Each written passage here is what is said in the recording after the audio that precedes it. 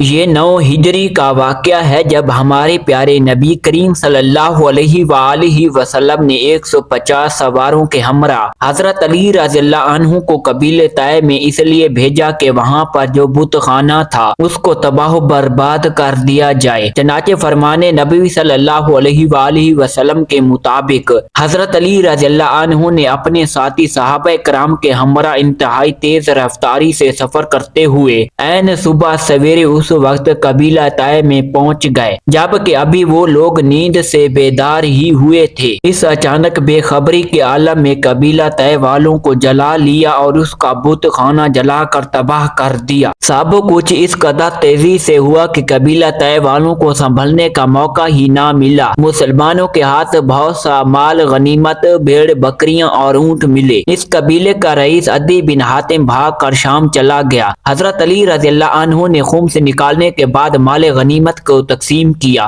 حاتم طائی کی بیٹی جو کہ بڑی ذہین عورت تھی اسے غنیمت میں داخل کر کے مدینہ منورہ لے آئے اور اس کو اس سرائے میں جگہ دی جو قیدیوں کی حفاظت کے لیے خاص طور پر بنائی گئی تھی۔ ایک مرتبہ کا ذکر ہے کہ حضور نبی کریم صلی اللہ علیہ وآلہ وسلم مسجد میں تشریف لے جا رہے تھے اور حاتم طائی کی بیٹی گھر سے باہر نکل کر آپ صلی اللہ علیہ وآلہ وسلم کے راستہ پر کھڑی ہو گئی اور کہا، یا رسول اللہ صلی اللہ علیہ وآلہ وسلم، میرا باپ مر گیا اور میرا بھائی غائب ہے، مجھ پر احسان فرمائیے، اللہ تعالیٰ آپ پر فضل و کرم فرمائے گا۔ حضور نبی کریم صلی اللہ علیہ وآلہ وسلم نے اس سے دریافت کیا کہ تیرا فدیہ دینے والا کون ہے؟ حاتم کی لڑکی سکانہ نے جواب دیا کہ میرا بھائی عدی بن حاتم۔ آپ صلی اللہ علیہ وآلہ وسلم نے ارشاد فرمایا، وہ تو خدا اور رسول سے بھاگا ہوا ہے۔ حضور نبی کریم صلی اللہ علیہ وآلہ وسلم نے یہ بات فرمائی اور مسجد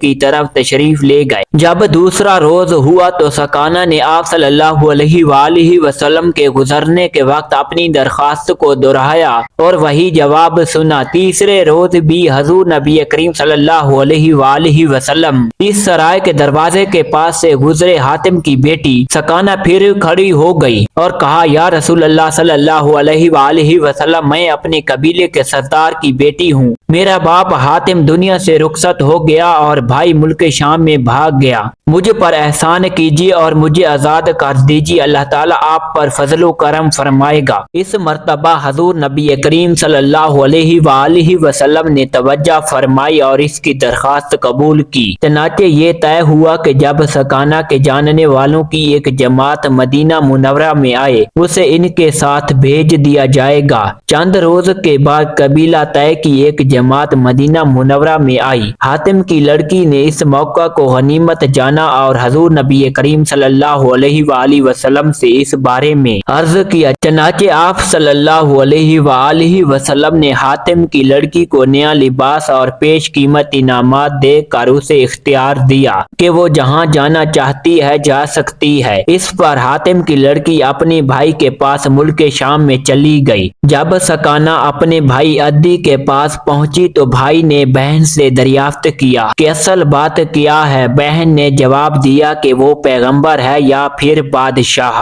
لیکن دونوں صورتوں میں اس کی اطاعت کے سوا کوئی چارہ کار نہیں ہے۔ بہن کی زبانی بات یہ سن کر مدینہ منورہ کی جانب روانہ ہو گیا اور مدینہ طیبہ میں پہنچا۔ اس وقت حضور نبی کریم صلی اللہ علیہ وآلہ وسلم مسجد میں تشریف فرما تھے۔ وہ مسجد میں آ گیا۔ حضور نبی کریم صلی اللہ علیہ وآلہ وسلم نے اس کو دیکھا تو اس سے دریافت فرمایا، تو کون ہے؟ اس نے جواب دیا، میں عدی بن حاتم ہوں۔ حضور نبی کریم صلی اللہ علیہ وآلہ وسلم اس جگہ سے اٹھے اور گھر کی طرف تشریف لے گئے۔ عدی بھی ساتھ ہو لیے اور راستے میں جو واقعات پیش آتے گئے ان کو بڑی اچھی طرح ملاحظہ فرمایا۔ راستے میں ایک انتہائی عاجز اور کمزور بوڑھی عورت سامنے آئی۔ اس نے حضور نبی کریم صلی اللہ علیہ وآلہ وسلم سے کچھ باتیں کی۔ آپ صلی اللہ علیہ وآلہ وسلم کچھ دیر تک اس بوڑھی عورت کے پاس کھڑے ہو کر گفتگو فرماتے رہے اور اس کی ضرورت پوری فرمائی۔ عدی بن حاتم نے جب حضور نبی کریم صلی اللہ علیہ وآلہ وسلم کا یہ عظیم خلق دیکھا تو دل میں اپنے آپ سے کہا، یہ صفت تو یقیناً انبیاء میں پائی جاتی ہے۔ چنانچہ جب حجرہ مبارک میں آئے تو حضور نبی کریم صلی اللہ علیہ وآلہ وسلم نے عدی کے بیٹھنے کے لیے چمڑے کا تکیہ جسے کھجور کے پتوں سے بھرا تھا زمین پر بچھا بچھا دیا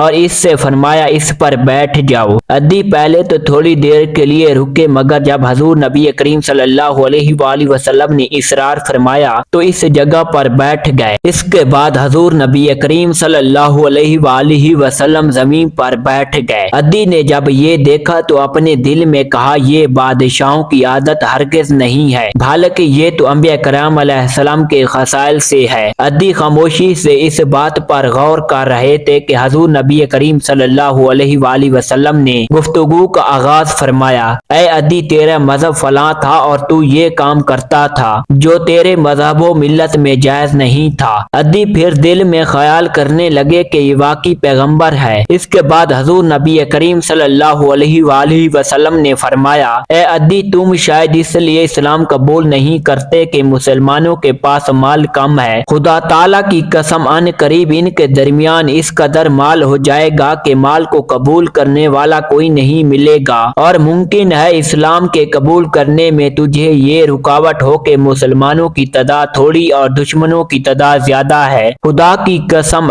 اگر تیری زندگی طویل ہو اور تم نے لمبی زندگی پائی تو دیکھے گا کہ مسلمانوں کی تعداد زیادہ اور مسلمان کے دشمنوں کی تعداد کم ہو رہی ہے، یہاں تک کہ ایک عورت قادسیہ سے تنہا اونٹ پر سوار خانہ کعبہ کے طواف کے لیے آئے گی اور اسے خدا اور اس کے رسول علیہ السلام کے سوا کسی کا خوف نہ ہوگا۔ ہو سکتا ہے کہ تیرے لیے دین اسلام میں داخلے کے لیے یہ رکاوٹ ہو کہ تم دیکھتے ہو کہ سلطنت و حکومت مسلمان کے دشمنوں کے پاس ہے۔ خدا کی قسم تم بہت جلد سنو گے کہ بابل کی سرزمین کا مسلمان کے ہاتھ پر فتح ہوگا۔ حضرت عدی رضی اللہ عنہ بیان فرماتے ہیں کہ اس کے بعد حضور نبی کریم صلی اللہ علیہ وآلہ وسلم نے مجھے اسلام قبول کرنے کی دعوت دی۔ میں نے اسلام قبول کیا اور ایمان کی دولت سے مالا مال ہوا، اور پھر حضور نبی کریم صلی اللہ علیہ وآلہ وسلم نے جو واقعات مجھ سے بیان فرمائے تھے ان میں سے دو واقعات کا میں نے مشاہدہ کیا، ایک بابل کے محلات کی فتح اور دوسرا عورت کا اکیلی قادسیہ سے مکہ مکرمہ روانہ ہونا، اور مجھے کوئی شک نہیں کہ دوسرے واقعات بھی ظہور میں آئیں گے۔